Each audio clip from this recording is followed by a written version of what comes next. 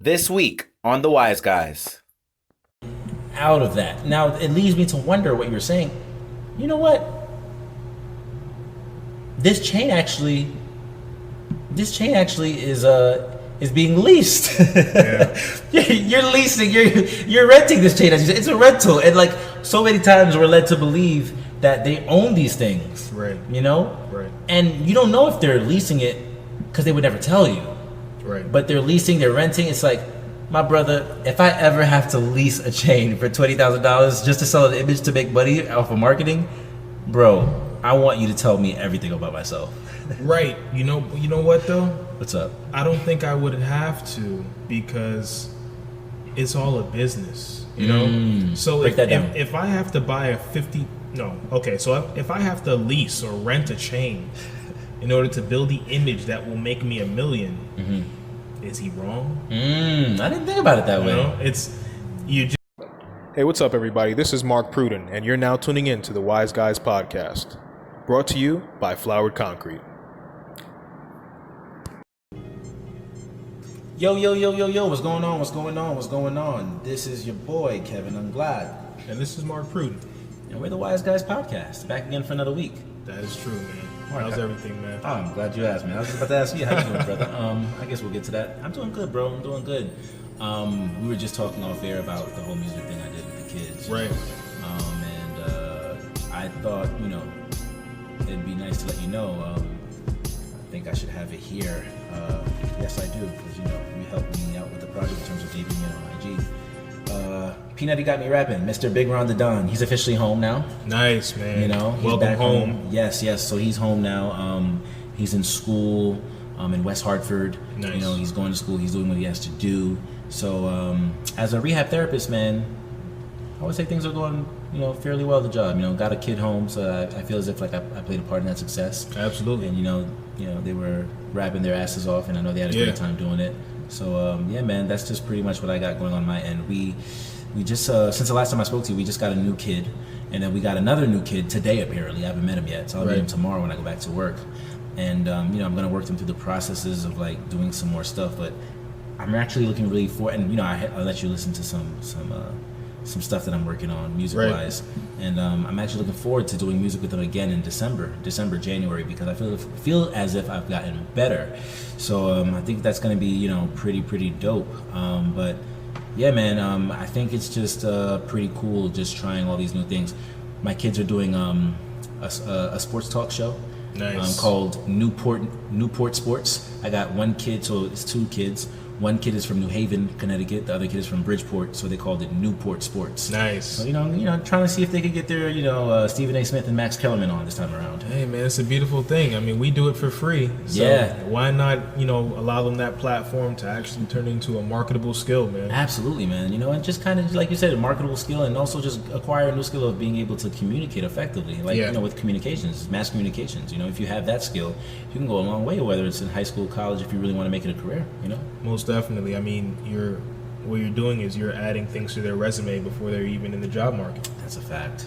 Yeah. That's a true fact. But yeah, man, that's what I got going on my end. How about yourself, man? Talk to me, man. How's Mark's Parrots going? How's everything going with real estate? Yeah, man. Share some info. Everything is lovely, man. On the real estate side, I left the Manhattan market a few weeks ago. I don't know if you've heard, but it's been, depressed a bit because of the pandemic. What is it? 10,000 vacant units in Manhattan right now? Something like that? Almost 15,000 vacant apartments right now in Manhattan. That's a lot, It's man. crazy, man. So, it's just been, it seems like there's been a lot of people moving out of Manhattan towards the, suburbs, Long Island, Philadelphia, Connecticut. So I just made the effort to jump into the Long Island, Queens, Brooklyn market. Just working out there. I'm working with a few buyers right now, so it's exciting, man. It's good to see some more volume, some movement going on. So I'm excited about that. With Mark's Parrots, I mean, it's beautiful. I'm still raising an African gray parrot. Yeah, how's that going with the African gray parrot? It's going good, man. I mean, he's starting to fly. He should be going to his new home in about 2 weeks. So then I'm done. Oh, wow. I'm done with him. So it's been about 13 weeks of raising him, so I'm happy to see him, go on and, go with his new owner now because I'm getting tired. Yeah, I understand. Yeah, Plus, man. you got a lot going on outside of that. So. Yeah, for sure. I mean, within the next 2 months, I'll probably have another one. Okay. Yeah. So okay. it's a beautiful thing, man. Just happy to be doing something. For sure. Some people during this pandemic, their backs against the wall. Yeah, 100%, man. We're blessed to still be able to go out there, do what we do best in terms of our skill set, profit, and make money, honestly. Yeah, absolutely. For sure. You know, and if we can kind of like backtrack towards the real estate, if you don't mind me asking, before we head in, before we dive in head first into our first official topic of the day. For those that are in the Queens, Long Island area, where can they reach out to you, and where can they find you? Because I know there are people who listen to the show. Yeah, exactly. There might be people looking for apartments right now, and they're like, you know what, I really like the smart guy. I'm starting to really like him on his show, The Wise Guys, and I think he carries himself pretty well. He seems pretty legit. So where can they either reach out to you or inquire maybe for themselves or a family member? Oh, definitely. Yeah, like you said, I pretty much cover all the 5 boroughs, but I focus on Queens, Long Island, and Brooklyn. If you'd like to reach out, you can feel free to find me on Instagram at markpruden_realtor, or you can send me an email at markpruden@kw.com. I'm with Keller Williams Legendary, and we're in Franklin Square, but like I said, I can cover all 5 boroughs. So feel free to reach out if you have any real estate questions, concerns, anything. I mean, you don't have to be looking to buy right now or looking to sell right now. I just want to be a resource to everyone. So sounds legendary, man. I appreciate that, brother. A young legend in the making, man. I love it, for sure. Excellent, bro. So with that being said, you heard the man. Be sure to reach out to him if you're inquiring and you're looking, okay? And with that being said, we're officially going to deep dive head first into our topic today. Okay. So episode 38, bro, is actually a spin-off / pseudo continuation of last week's episode. Episode 38 is the Lambo. Oh, okay. Yeah, there we go. The Lambo. So I actually got the inspiration of the title of the episode from you when we were talking about the Lambo on episode 25, when the guy, that you just made up just walked by there, posted up, and just took a picture, living life. Yeah. So I thought it'd be cool if we brung back this fictional character back. Absolutely. So again, there's no official segments today too. We're just talking, bringing this character back into the picture. What possesses this young man, to walk down Soho, stop right in front of a Lambo, take a picture and snap it and put it on his Snap and his IG stories and say, living life? What do you think? Seems like he's just trying to chase the clout, man. He just wants some attention. Let people know he's doing good.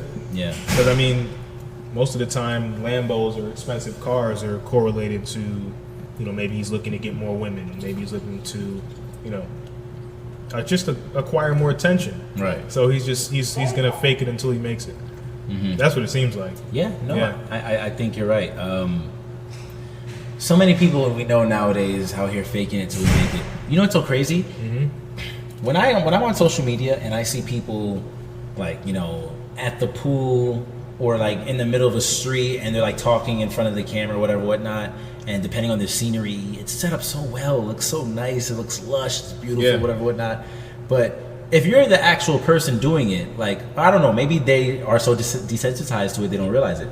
But let's say you or myself, like I know sometimes when I post on the Wise Guys Instagram stories about checking out our content or like thanking them for doing certain things, I feel dumb as hell in the middle of the street, man. Like when I'm by my apartment, I'm like, hey, Wise, give me blah, blah, blah. I'm like, people really do this. This is so weird.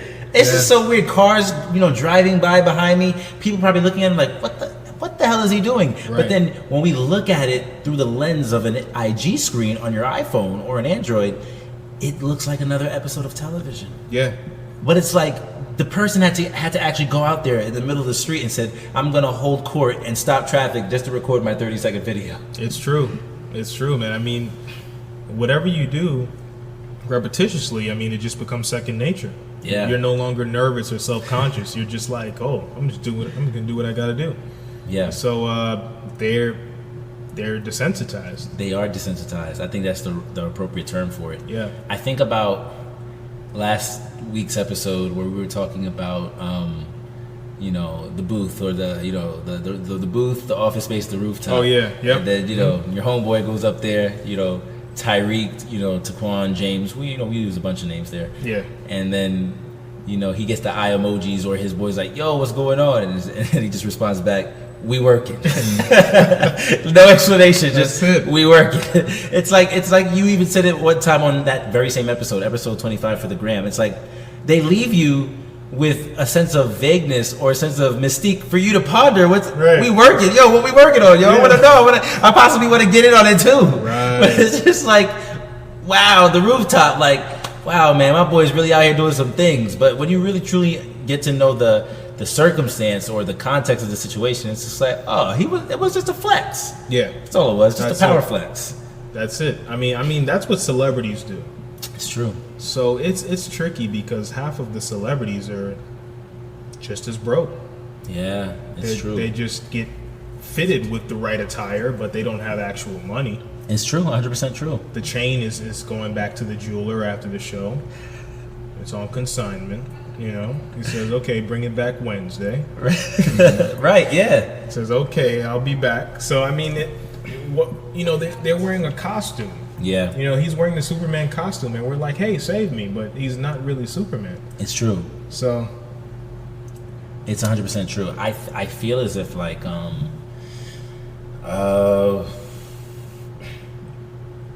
so funny you bring up the jewelry. I'm not spending $50,000 on a freaking chain, right? As a rapper that says YBG Gang for life. You look at these things and you're like,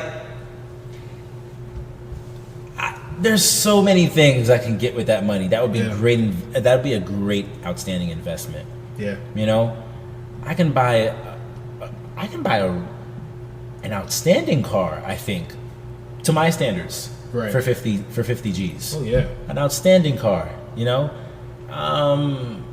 Man, the New York State Lottery.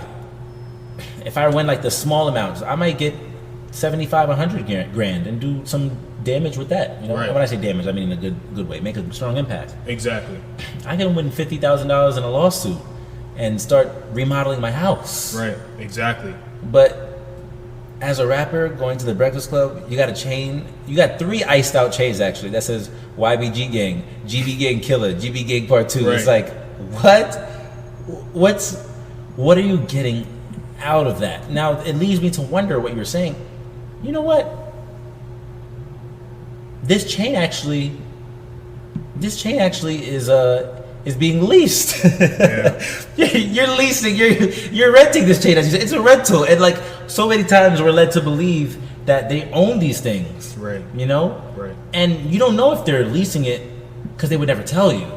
Right. But they're leasing. They're renting. It's like, my brother, if I ever have to lease a chain for $20,000 just to sell an image to make money off of marketing, bro, I want you to tell me everything about myself. Right. You know what though? What's up? I don't think I would have to because it's all a business. So if I have to buy if I have to lease or rent a chain in order to build the image that will make me $1 million, is he wrong? I didn't think about it that way. I think it's when you're doing it for a profit, it makes sense. It makes sense. So if I rent a chain so I can have this image and sell more albums and I'm making a good amount from that image, it makes sense. But if you're working for the MTA, and you're driving a Benz, I got it.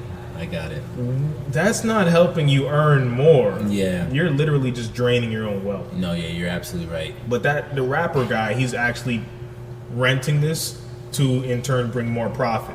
But if you're working a normal job and you're driving a car that someone with wealth should have, it's a detriment. It's a detriment to you and your wealth, man. It's true. I remember I sent you a screenshot one time on IG of a Walmart selling Little Baby's P4F chain, and then the screenshot, he responded with the quote saying, "Y'all got me fucked up."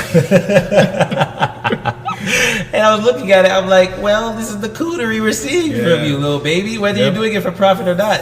You think they're not going? The kids are going to eat that ish up. Right, exactly. They're going to eat that ish up, man. It's so crazy. But that's funny because would you ever question it though? Like if you sorry, could you put that into perspective for me? Like if you saw a rapper and he had a diamond chain if you saw a Did you see rapper that and he one had a more? diamond chain, right? You wouldn't question the authenticity of the chain. Mm. They could be all fake. Yeah, I mean, who knows? right. But That's true. we never question it, That's very true. so it could very well be fake. No, I never thought about it that way. I'm sure there's some fake chains out there, man. Yeah, absolutely. So, With the blue canary diamonds and all that stuff. oh yeah, and they tell you all different what they know what it's called. They know Call what what the pieces, stones are. right? Yeah. It's like, wow, man. Yeah, man. Hey, it's interesting. It's crazy. It leads me back to think about the peer pressure of it all too. You know, we talked about it last week, and oh yeah, man, it's a really nice boat you got. But you know, come out here one day. I'm gonna show you my yacht. You know, Exactly. and we're gonna cruise all throughout the Hamptons. And it's like he knows that when you're looking at him and he's like, "Oh man, you're having a good time. Yeah, man, this is great." He knows that you deeply want to kill him. Yeah, You know, exactly. but he's just like, I just want you to feel the pain and feel the burn of what it really feels like to be rich. Yeah, like why are you gonna drag this brother out the hood to show him your yacht? Right. Just so he could be on it for a day. Yeah.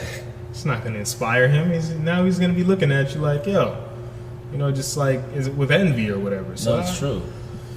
It's tough, man. It is, man. It really, really is. I mean, we all aspire to have nice things, but I think it's a way that we go about doing it. Like you think about the kids today, and even the kids of yesteryears. And when I say the kids of yesteryears, I mean the kids who've come before this generation. You know, our generation, whatever, whatnot. Right. I forgot. I was actually talking to a coworker about this.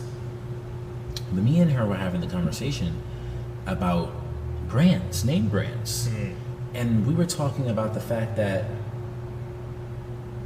when we grew up, our parents, it's not that they couldn't afford the most luxurious brands, they didn't want to because they Right. knew that there were better things that they could do with their money that would keep a roof over our heads. Right. But you think about all the kids who grew up, you know, in single parent households or living on Section 8 and their parents were receiving government checks. And they were coming to school every day in like the fresh polos, Nikes, Jordans, you know, Dolce Gabbana, Ed Hardy's, you name it, whatever was hot at the time, you know, they had it on, whatever, whatnot. And I'm looking at them, I'm like, look at these mofos. How the hell they have all this nice stuff and they don't do good in school, they don't care about school, and they get all this stuff. Plus, they come from a single parent household where daddy's not around and it's just mom. Dang. Mom is poor, but she's rich. I can't explain it, but she's poor, but she's rich. How is she affording all of these things? And then now, the older you get, you look back on it and you realize all they had was name brands. Right. Yeah. They didn't have a house. Mama was struggling. Yeah. She thought that was the best way to provide for her child by putting just a bunch of brands on her. Yep. The brands, and just the logo of the brand that validates the child. That validates the fact that, oh, I'm a great parent. Right. He's got on Supreme. Exactly. He's got on Nike. He's got on Bape. He or as the kids would say nowadays, he's dripped out. Right. I'm doing my job. And that's true. I mean, that's what happens when mom is just as materialistic. And most of the extremely materialistic people don't come from high income households. It's always, you know, a lower level income. Yeah. So, you know, and I was just as confused as you when I was in elementary and junior high school. Were you? Yeah, how are these kids, you know, having hundreds of dollars worth of clothing and jewelry and hats? And I'm just like, wow, man, I can't get my mom to spend more than $50 on some shoes, man. It's just It's like, true. yeah, it's so confusing. So confusing. And then you almost feel like, man, what is the cheat code? Because Yeah. I don't have it. I don't have it. Yeah. Are they getting these on sale? What store are they going to? Me too. I'm They're like, buying are they, retail. Are they working? Like, you know, like all these Jordans. I'm like, shoot, I could barely rock 3 pairs of sneakers every school year. Like, I had to keep those 3-4 sneakers looking nice and fresh the whole year. Yeah, yeah. If I lost 2 in the rotation, I had to stick with those 2 and then wait until August to buy another 2 if I was lucky. Yeah, man. I would probably get 1 from my mom, but then I would have to have $110 stashed somewhere, go to Jamaica Ave, and go to VIM because that's where you get the sneakers for the Lolo, and buy some nice fresh pair of Uptowns or some, you know, Nike Air 180s or Up-Tempos for like $120. That's it, man. 1 or 2 pairs a year. Meanwhile, some kids had 10, 15 pairs. It's just like, wow. Priorities. Seriously. But at the same time, it just shows you that whether you're materialistic or not, if you don't know how to build wealth, you won't get rich. Because look at it like this: those children who had materialistic parents, they're not rich. Our parents, not rich. Our parents didn't follow that materialistic mindset, and we were still not rich. So that's a fact. Just because our parents had better financial habits, it didn't set us apart enough to be rich. Yeah, we actually needed to know how to build the wealth. that's a fact. So I guess it's not just financial habits in terms of spending, it's the knowledge. Because without the knowledge, you have nothing. You have nothing. Yep. Damn, man, that's good. That's good. That's really, really, really good. It just leads me to wonder about, man, when you think about materialism, when you think about building wealth, right? I think I'm gonna leave this here with you today. Yep. When you think about being rich, building wealth for the next generation of your family, and making that sacrifice to ultimately build that wealth and to live comfortably, Yeah. it's like this weird dichotomy of knowing how upper middle class and the upper tier class live, and as well as what they allow their children to have. So I'm trying to envision us building real generational wealth for our families. Right.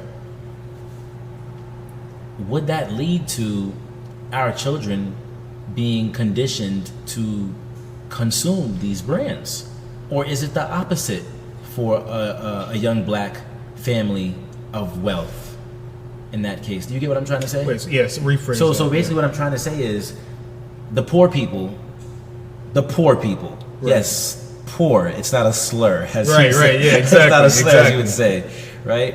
The poor people. Just thinking about the poor people, bro. Sorry, I lost my train of thought. They're buying all these brands. They're consuming all these brands. What about when we have our kids? I've never been in a upper middle class rich black household. I haven't, so I don't know what that looks like. Are they buying the brands too? How do you go about defining and gaining that balance? And I'm more so saying that in terms of us as we get older. Like, how are we going? Like, is it naturally going to happen, or are kids going to be like, you know what? I have so much money that I'm just a simple guy or a simple girl. Like, I wonder how that works. Man, that's a good question. I've never thought about it because I had the opportunity to work closely next to some wealthy people. Let's say $100 million net worth, and at that level of wealth, they're consuming more than anyone. I mean, I walked inside the apartment. I was made aware that the carpet in front of me was $250,000, and this is just a 5 foot by 3 foot piece of carpet. Right. So I stepped around it. You know what I mean? I'm not going to step. But my point is just like, if they were spending that much on material things like that, I mean, what is the difference between the poor person doing it? Yeah. I mean, of course, they have the wealth, they have the resources, so they can spend that way. Right. But I guess there's a disconnect there. Yeah. So I think once you attain a certain level of wealth, huge spending like that is nothing to you. That's what you're But saying. if you're still middle class, you have to have a cap on it.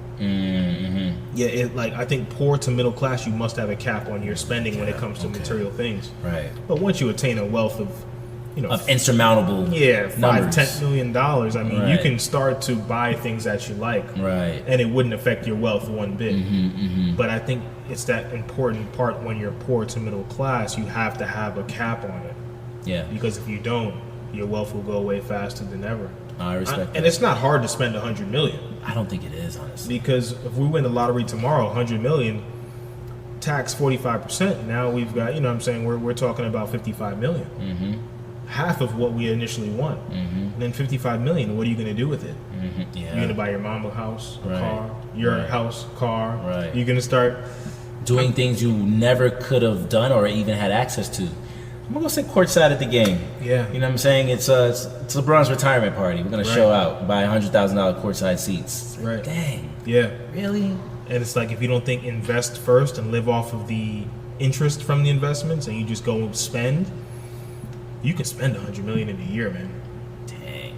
'Cause, I mean, if you forget to pay Uncle Sam, Right. he's coming knocking eventually. Yeah, that's a fact. And that's the thing, man. So There was actually a show about that. Lottery winners, people that blew their lottery winnings in a matter of a year or 2 years.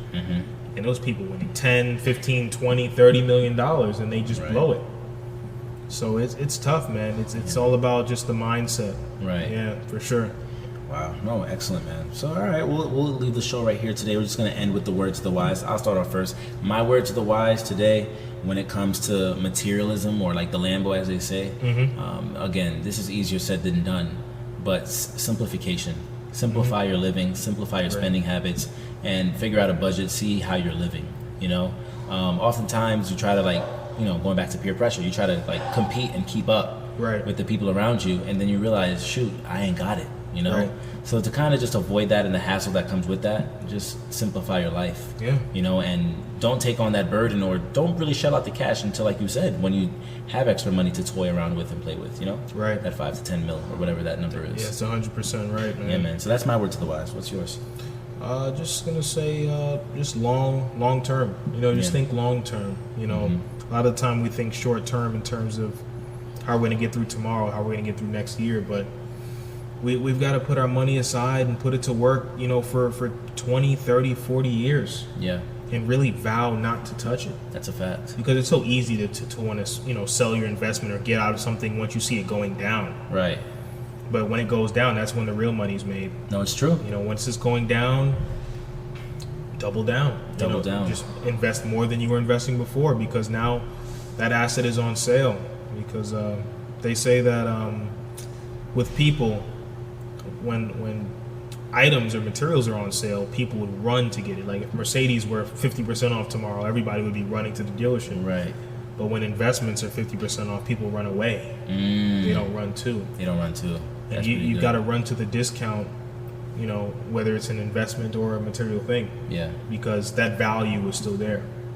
The only difference is with the investment, the value will stay if it's a solid vehicle. No, I like the sound of that. That's really good. For sure. Excellent. So, ladies and gentlemen, that's our show for this week. All right. The Wise Guys podcast, again, is available on all streaming platforms. Be sure to reach out to us. Be sure to find us on there. Okay. So, again, we are on all streaming platforms. Okay. Next week's show, next week's episode, we're going to be talking about politics, man. You know, next week is the big day. Next week is election day. So I think it's a very, very important topic of discussion, obviously. And I know we don't really cover politics on the show, but, you know, just interested in hearing your general thoughts on it. You know, moving forward, and how it could affect the climate of our economy in America moving forward. Absolutely. Looking forward to that for sure. Absolutely. So, again, we are on all streaming platforms except for SoundCloud, okay? So you know where to find us. As I said, be sure to check us out on all those platforms, Apple, Spotify being the main ones, if that is what you prefer, as well as YouTube. So with that being said, as I said at the beginning of the show, this is your boy, Kevin Unglad. And this is Mark Pruden. And you've been tuning into the Wise Guys podcast. How cash. All right. So with that being said, ladies and gents, we'll see you next week. Stay wise. Peace.